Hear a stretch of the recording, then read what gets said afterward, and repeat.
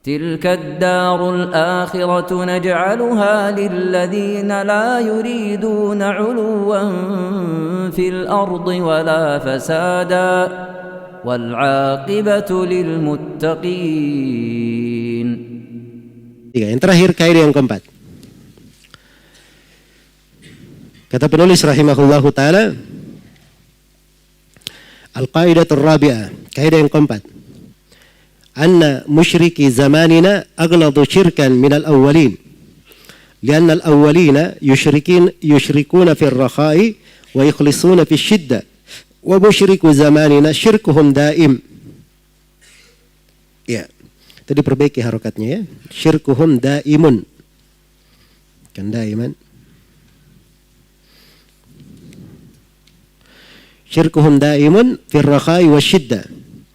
والدليل قوله تعالى فإذا ركبوا في الفلك دعوا الله مخلصين له الدين فلما نجاهم إلى البر إذا هم يشركون. Baik. Kata beliau, sesungguhnya kaum musyrikin pada masa kini, pada masa kita, ini di masa penulis ya, kesyirikannya aghladu, lebih parah. Ini mungkin bahasa paling cocoknya ya, lebih parah. Aghladu itu bisa artinya lebih tebal, lebih besar, lebih dahsyat. Iya. Lebih parah daripada al-awwalin, kaum musyrikin terdahulu, di masa dahulu, maksudnya di masa Nabi. Kenapa? Iya. Lianna al-awwalina yusyrikuna fil rakha'i wa yukhlisuna fil shiddah. Karena kaum musyrikin di masa dahulu, mereka berbuat syirik, ya, kesyirikannya itu di waktu lapang, di waktu raha. Tapi di waktu syiddah, mereka mengikhlaskan ibadah pada waktu susah itu.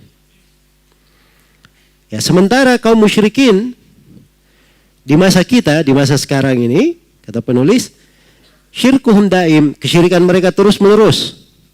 Fir rakha'i wa syiddah. Pada waktu lapang maupun susah. Iya, apa dalilnya? Dalilnya adalah firman Allah Ta'ala. فَإِذَا رَكِبُوا فِي الْفُلْكِ دَعُوا اللَّهَ مُخْلِصِينَ لَهُ الدِّينَ. Apabila mereka menaiki kapal, ini ketika naik perahu ya, da'u Allah, mereka berdoa kepada Allah, mukhlishina lahuddin, dengan memurnikan agama ketaatan hanya untuk Allah. Ya. Falamma najjahum ilal bar, falamma najjahum ilal bar, idahum yusyrikun. Begitu mereka diselamatkan ke daratan, maka mereka kembali berbuat apa? Berbuat kesyirikan. Iya. Saya poinkan dua pembahasan di sini. Yang pertama, maksudul qaidah bayanu giladi syirki ahli zamanil muallif mimman ba'dahum minal syirki zamanil muallif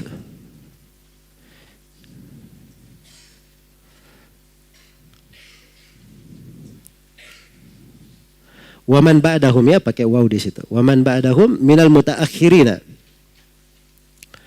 Atau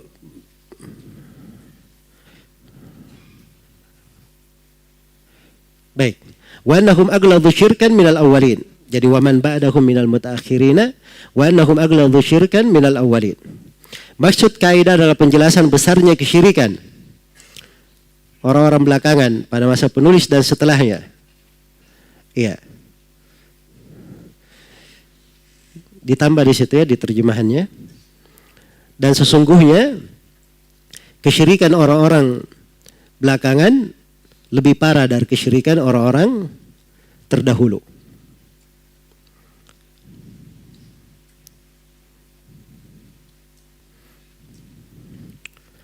Baik. Jadi ini maksud dari kaidahnya. Jadi maksud dari kaidah ini penjelasan bahwa kesyirikan ahli zaman yang datang belakangan ini bermula dari masa penulis ya. Di masa setelahnya juga seperti itu. Ini kesyirikan orang-orang belakangan itu lebih parah daripada kesyirikan orang-orang terdahulu. Iya. Kita sudah melalui berapa kaidah semuanya? 4. berapa kaidah? Ada 4. Ya, sebenarnya kaidah pertama, kedua, dan ketiga, kalau kita bandingkan keadaan kaum musyrikin di masa dahulu dan masa sekarang, kita akan ketemukan kaidah yang keempat ini, kesimpulannya. Bahwa kaum musyrikin di masa sekarang lebih parah kesyirikannya daripada apa? Masa terdahulu. Kita mulai dari kaidah yang pertama, supaya jelas ya. Kaidah yang pertama tadi apa? Kaum musyrikin di masa Nabi mengakui tauhid apa? Rububiyah. Kesyirikan mereka di tauhid uluhiyah. Iya.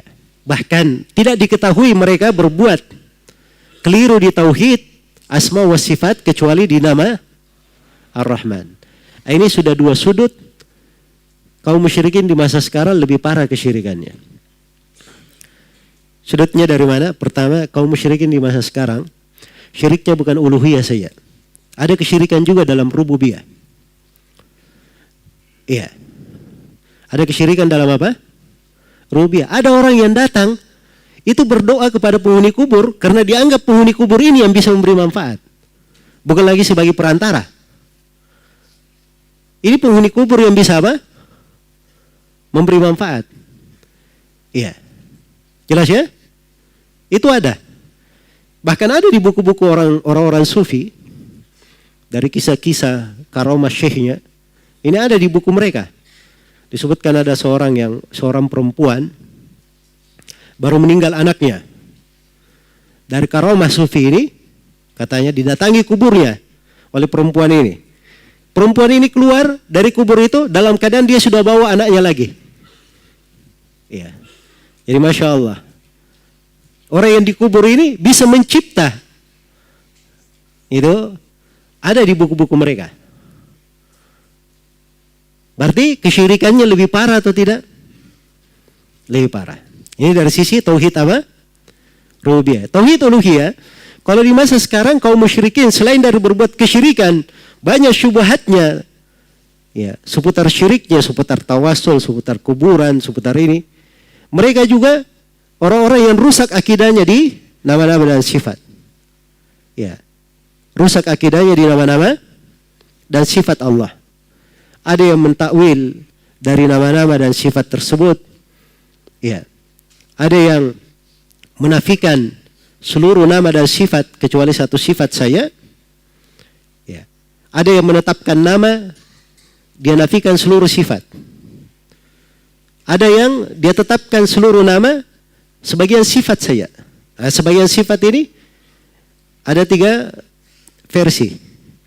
Ada yang menetapkan sifat dzatiyah, adapun sifat fi'liyah dia ingkari. Ada yang menetapkan sifat dzatiyah, fi'liyah, ada yang mengambil cuma 8 sifat. Ada yang mengambil cuma 7 sifat. Kaum musyrikin di masa dahulu nggak ada dikenal. Mereka masalah di nama dan sifat kecuali nama apa? Nama Ar-Rahman. Jadi ini menunjukkan bahwa ya, kekeliruan di belakangan itu lebih parah daripada di masa dahulu. Baik, ini kaidah yang pertama. Kaidah yang kedua tadi apa?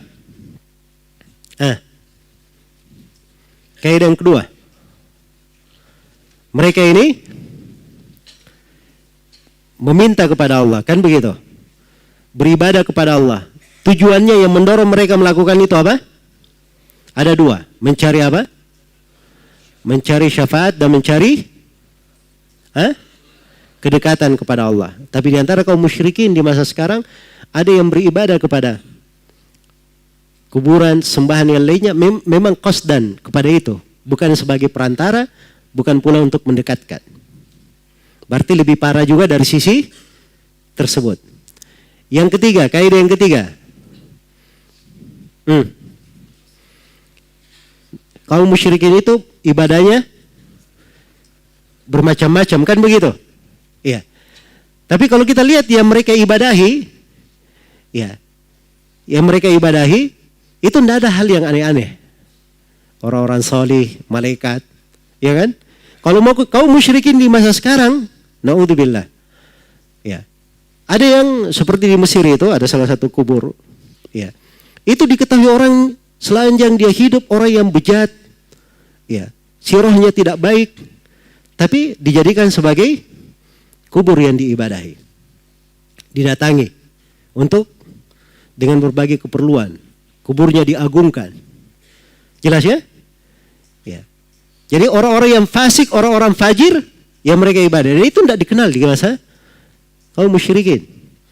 Mereka hanya ada malaikat, para nabi, orang-orang salih, ataupun dari ya pepohonan, bebatuan, matahari, bulan, kan begitu.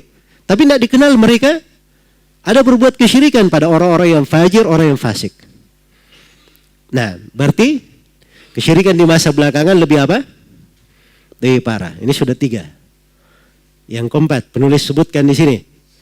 Nah, ini di masa, kalau kaum musyrikin di masa dahulu, itu kalau di masa mereka apa?